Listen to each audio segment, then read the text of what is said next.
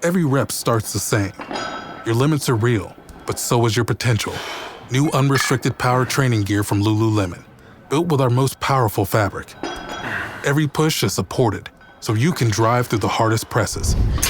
Every squat and lift, unrestricted, flexing and stretching for max range of motion. In the gym, you don't know what you're truly capable of, yet. Get into unrestricted power and find out.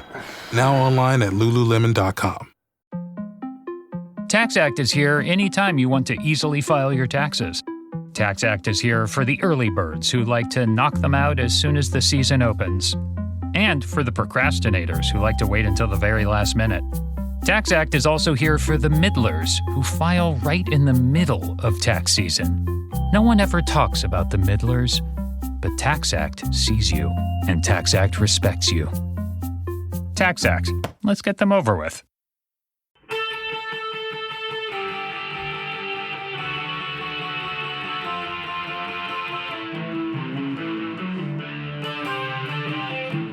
This is the Daily Blast from the New Republic, produced and presented by the DSR Network. I'm your host, Greg Sargent.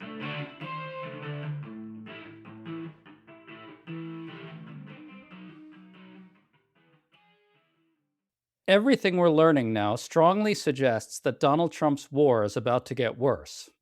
First, word leaked that the Pentagon may demand $200 billion more from Congress. Second, officials let it be known that Trump is considering the deployment of thousands of troops on the ground.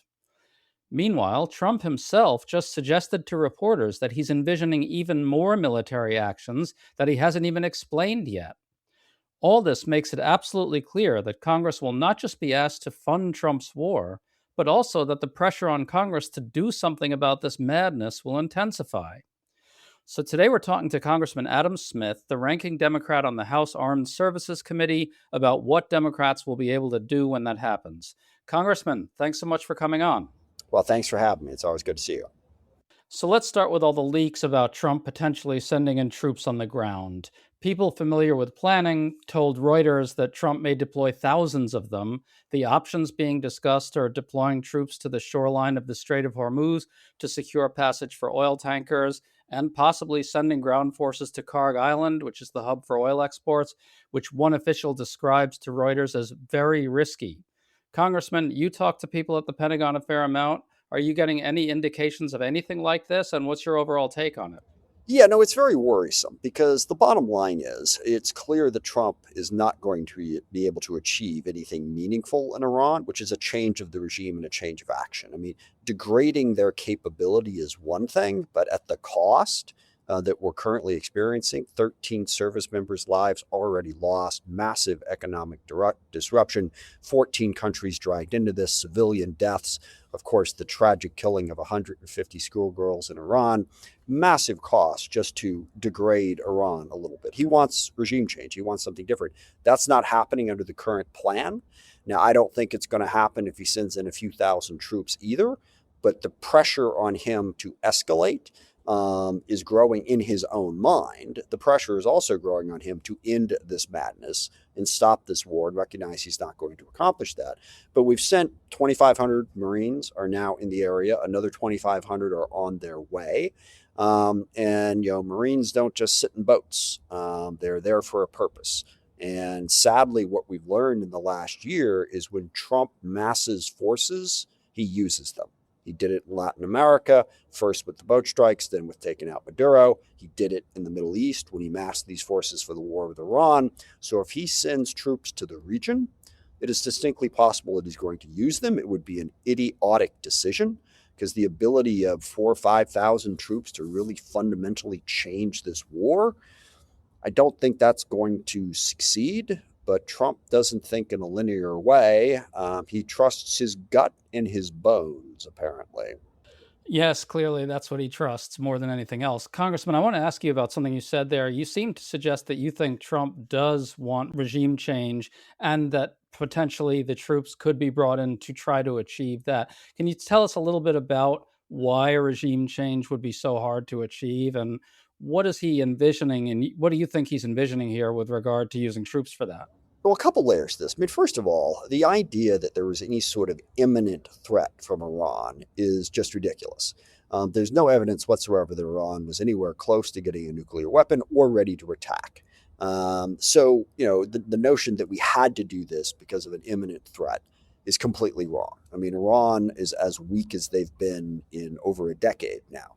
But what does kind of make sense, even though I disagree with it, is the argument that, okay, we've been dealing with this threat from Iran for, going on 20 years now. They target Americans in a variety of different ways. They've got ballistic missiles, death to Israel, death to America. They support militias like Hezbollah and Hamas. They destabilize governments in Iraq and Lebanon and Syria. Enough. We're going to eliminate this threat. All right. The only problem with that is I've sat in the room now for 15 years and looked over the military options. There's really no good option for, quote, eliminating the threat. It's just not an easy thing to do. So if he's not going to eliminate the threat, then what is he accomplishing? Again, degrading. Is that enough? I don't think it is. And I don't think Trump thought this through in the way that I've just described it. But I think the reason he wants regime change is because that's the really only meaningful thing that he could point to as having accomplished, given the huge cost of this war. And what the experts have told me over and over again is it's a nation of 93 million people. They are dug in deep. Their militia has 1 million dedicated members to this regime. The notion that you're going to do a 4 or 5 week bombing campaign and accomplish this, I mean, it would be hard even if we decided to do it Iraq style, where you do a month or two bombing campaign and then you send in, I forget the numbers, but 150,000 troops basically. It would be really tough to do that. It might not even accomplish it. So what the experts told me is, as much as you might want to eliminate this threat, that option just really isn't on the table. Even if you do all of what I just described, it's a low percentage chance that you're going to succeed, and the cost would be enormous. Yes, and I want to be clear, though. You think that his idea is to go in with troops on the ground and try and change the regime that way? I mean, does that make any sense? Like, how would it happen? It doesn't make any sense. I mean, but the idea in Trump's mind, look, whenever Trump encounters an adversary of any size, he has pretty much the same approach. Kick him in the balls and force him to say uncle. That's pretty much the only card he's got to play. I mean, think about the way he ran his businesses. He sued people all over the place. He declared bankruptcy. He didn't pay his bills. He's now trying to prosecute enemies large and small across the government. He cut off like $500 billion in programs. He goes for the punch in the face right off the bat. I mean, that's his move. The problem is Iran has said, yeah, we took the kick. We're not going anywhere. And then Trump doesn't really have a play at that point. So he gets frustrated. And he's like, no, you will bow to my will. And he tends to double and triple down. And again, in this case, we're not talking about pulling Nicolas Maduro out of some weak, collapsing Venezuelan government. We're not talking about the horrific crime that we are committing against Cuba right now, by the way, just choking off their oil and waiting for him to die.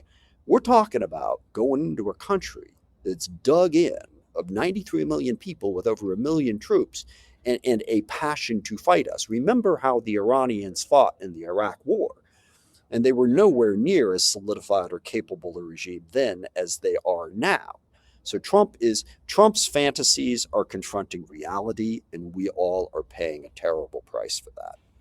Sure seems that way. So the second big leak concerns the Pentagon, which is trying to get the White House to ask Congress for $200 billion in additional military funding for the war. The Washington Post first reported this. And Congressman, I thought it was striking that a senior administration official leaked it. It almost seems like a warning flare to Republicans in Congress from inside the White House or potentially at the Pentagon, someone in the administration who wants Republicans to wake up and say, you know what, guys, this isn't getting any better. Can you just explain the magnitude of this $200 billion figure? In other words, can you help us understand how much war making this would pay for? It's a big number, right? And is Congress likely to do this?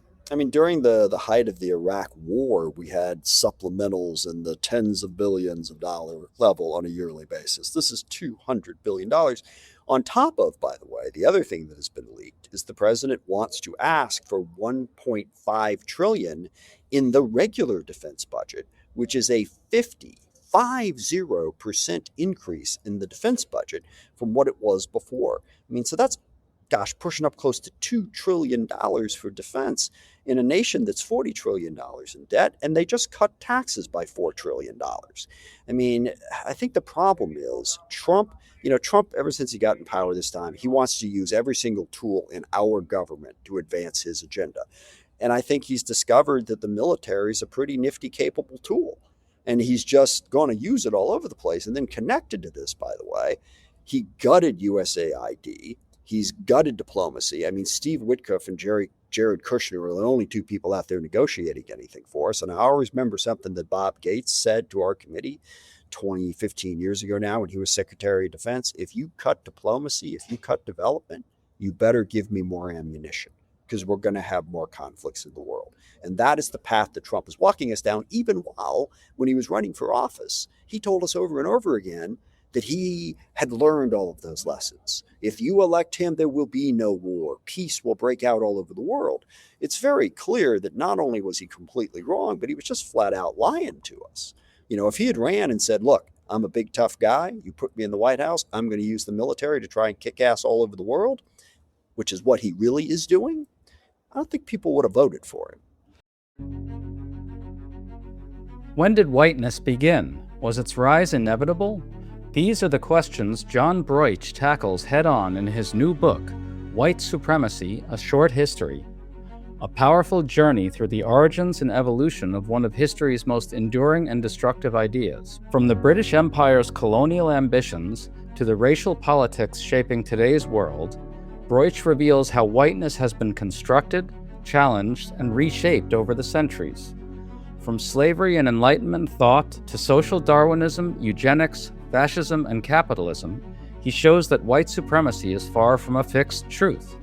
It's a fragile, shifting concept, constantly reinventing itself to survive. With brutal honesty, this book exposes the lies behind this invented race and calls for a deeper understanding of the past so we can begin to undo its grip on our present. Visit cambridge.org/white supremacy to order your copy today. Get 20% off with discount code SUP20. Discover the truth behind the myth. White Supremacy: A Short History by John Broich. Available now. You've been there, settling in for an evening of TV only to waste half the night scrolling.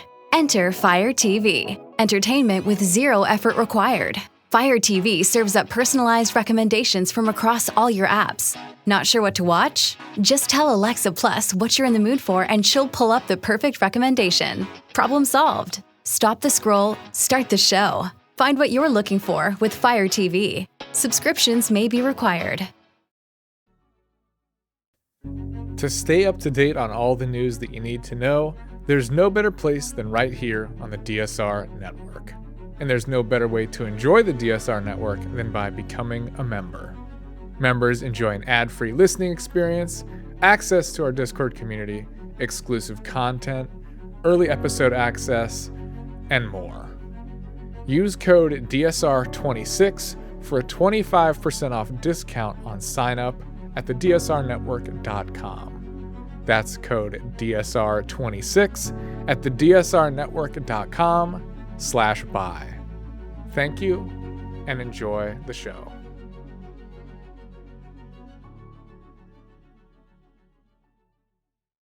Certainly, you'd think that a lot of those younger people who went over to him were clearly motivated by that. They clearly heard him telling them no new wars. So about this $200 billion, can you kind of give us a sense of the landscape in Congress on it?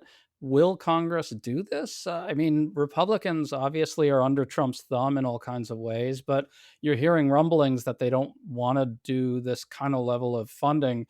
What do you think Congress would do with this request? It's going to be very tough to get it through. I think all Democrats should oppose it. I mean, I'll oppose it for no other reason than I oppose this war and I want this war to stop. But look, hey, you want to know something really funny? You know what Congress tried to pass yesterday in the House? A balanced budget amendment. The Republican House put out, it almost, I'm not often speechless, but I'm close to speechless trying to explain that. So there will be some Republicans who will say, gosh, we can't do this. It's too expensive and all of that. But you know the pattern. They say it, and then at the end of the day, they do whatever Trump asks them to. So how many Republicans will actually oppose it? I don't know. Might there be a couple of Democrats who support it? And one of the arguments is, well, even if you don't support the war, we've gone to war, we've done it, don't we have to pay for it? Forgive me, but fuck that, okay? If you want to pay for it, I'm going to raise taxes. Okay, you want to raise taxes? I can have that conversation. The idea that we're going to dig into the rest of the budget, we're cutting Medicaid, we're cutting food stamps, we're cutting all of these programs, and then we're going to pull $200 billion aside on top of a $1.5 trillion defense budget. Hell no. No Democrat should vote for this. And I hope the Republicans who care about fiscal responsibility will stand up and say no. But it's a tough call. And then you get into the whole 60 votes in the Senate. Do they get rid of the filibuster? I think it's going to be really difficult to pull through this amount of money. Now, just to be clear, Congressman, you're a hell no on any new funding for the war, right? Isn't that a position Democrats should be for at this point? Yes. And if once he stops this war, you want to have a conversation about things that we need to pay for, fine. But then if you're going to have a conversation of things we need to pay for, I'm not taking it out of the hide of all of these programs that are so important to my constituents. Put the goddamn taxes back on the table. You want war, you want a military this size, then fucking pay for it. It is just so, as you can tell, it makes me angry thinking about all these Republicans running around. Oh, we got to have a tough defense. We got to have a strong defense. We got $4 trillion tax cut. I mean, there's stories out now about the billionaires, or there was a story about Jackson Hole, Wyoming, and how many billionaires are showing up there because all of these tax cuts have minted hundreds of new billionaires since 2017. So that we can all go in debt by $40 trillion and cut Medicaid? Bullshit. We should have a different approach to this. Right. So no Democrat should vote for another dime for this war, right? Absolutely. They should not. Right. And so, okay, Trump was asked about the $200 billion in funding that the Pentagon wants. And here's another reason why Democrats shouldn't vote for this. Trump has been saying the war is almost over because it's been so successful. Then a reporter asks, okay, well, if the war is almost over, then why are you asking for $200 billion? Listen to this. But the war is almost over. Why is the Pentagon going to ask Congress for an additional $200 billion? Well, we're asking for a lot of reasons beyond even what we're talking about in Iran. This is a very volatile world, and the military equipment, the power of some of this weaponry is unthinkable. You don't even want to know about it. Congressman, I couldn't help but notice that Trump seemed to say that this money would go to other things beyond the war in Iran. That seems worrisome since we don't know what he's referring to. Your thoughts on that? Yes, it references back a comment I made earlier that now that Trump's in the White House, he views the military as a new toy to go play with. And he's got big ambitions. I mean, we've heard him. He wants to take over the Panama Canal. He wants to take Greenland. He apparently wants to take over Cuba. He wants to annex Canada. So, yeah, that is really frightening that he's like, hey, there's a lot more that I could do with the military. Give me another $1 trillion. We'll go start 4 or 5 more wars somewhere. So, yeah, that is very frightening. Yeah. So, Congressman, I just want to clarify. You think that in Trump's mind, he wants to use this money for things like invading Greenland? I mean, he's kind of flipped around on that a little. Yeah, I don't think he has anything specific in mind. He's just like, who knows who's going to piss me off next? And I may as well have a military and I'm ready to go with it. So I don't think he has anything specific in mind. I think he's just fallen in love with the idea that he can use the U.S. military to threaten and attack whoever displeases him. And given the amount of power he's consolidating in his hands, that is scary as hell. And he doesn't seem to think he needs to go to Congress to do anything. Oh, heavens no. He didn't think he needs to follow the law or the Constitution. He said it. The only bound on his, authority is his own morality. I mean, he said it. He's trying to live it, not just with the Department of Defense, by the way, with the Justice Department, with the FCC, with Homeland Security, across the board. And I just would add that Trump's morality, given the content of it, doesn't seem like a great guardrail. It's not much of a check, no. And it's also not the way a democratically elected president in a constitutional republic is supposed to ask, regardless of what his morality is or is not. Well, let's talk about that. So, stepping back a little bit, big picture is he launched this war illegally. He never came to Congress, never consulted with Congress. Now he's reportedly debating sending in ground troops. There's no indication at all that he's going to ask Congress to vote on that. So, do you think all Democrats in Congress will draw the line here? I mean, it's just absolutely preposterous that they could possibly be asked to fund something like this. Do, do you think they will? I don't know for sure. I think the overwhelming majority of them will. The better question is, are any Republicans going to draw the line here? Because this supposedly is against what they stand for too. A lot of them didn't want any more wars, and almost all of them claimed to want to get the deficit under control. Yeah, well, that's for sure. What's your reading on how the war is going? You get briefings on this stuff. You talk to people at the Pentagon. It seems that the Iranian military is badly degraded, as you mentioned, but also that the regime doesn't seem like it's near toppling, and nobody has any idea how to get the Strait of Hormuz reopened, and that's not changing anytime soon. Is the war going badly? I mean, it seems like it's going badly. That's a pretty good summary. Yes, we've degraded their missile capability, the launchers, some of their drone capability. We've degraded it a lot, but not entirely. There's reports today that an Iranian missile hit an F-35 and forced it to take an emergency landing. Two people were killed in Tel Aviv yesterday. So Iran is not, the threat is not eliminated. It has been substantially degraded, but the regime is no weaker, arguably is stronger now than when the war started because there's a rally around the flag effect. So we're no closer to fundamentally changing the regime. And then, yeah, we're not open in the Strait of Hormuz. By the way, this whole notion that we're going to send in an escort cannot stop the ship from, it can't guarantee that that ship's not going to be hit. In the commercial sector, they want a guarantee. They're not going to go rolling through the strait if we say to them, we're going to give it our best shot. We think we can probably protect you. It's not going to happen. Strait of Hormuz is not going to be opened back up, so the economy is going to continue to be crushed, and Iran is still going to have enough capability, certainly with drones, to inflict pain as long as this war continues. So yes, the war is going very badly. It sure looks like that. So, Congressman, just to close this out, maybe you can clarify the range of alternatives Trump has here. Either he sends in these troops to try to secure the Strait of Hormuz, or what exactly? Like, what's the alternative? Does he just keep bombing forever and hope it reopens the strait? Does he declare victory and go home? What do you think's going to happen? Well, there's four major options there. There's a couple escalation options. One, you can start targeting Iranian infrastructure, bombing their oil infrastructure, kind of like the Israelis are doing. But that's really risky and dangerous because Iran will do the same right back. And now you are attacking the Iranian people. So that's one area of escalation. Two is what we talked about earlier. He can send in troops for some isolated mission, trying to open up the strait by taking stuff along the strait, or a couple different options. Three, yeah, he could try to declare victory and pull back. Or four, he could just sort of keep doing what we're doing. And every day that Hegseth comes out and says, today will be the largest bombing that we've done thus far. And that will continue to slowly degrade Iran's capability. It will never eliminate it. So I think for the moment, that fourth option is most likely. He'll keep doing what he's doing. Remember, he said 4 to 5 weeks. We're 3 weeks into it, and sort of cross his fingers and hope something shifts. But in the next week or two, those escalation options are going to be more seriously on the table. And then what happens? I don't think anything changes except for the cost goes up. More lives are lost, more property is destroyed, the global economy is damaged further, and Iran continues to hold on. Now, let me just say, I always like to say this in any interview. I could be wrong. Of course. The future is, I don't know. Maybe we all wake up tomorrow and the Iranian regime melts away, a brand new group comes in charge, changes everything, and it's all a great success.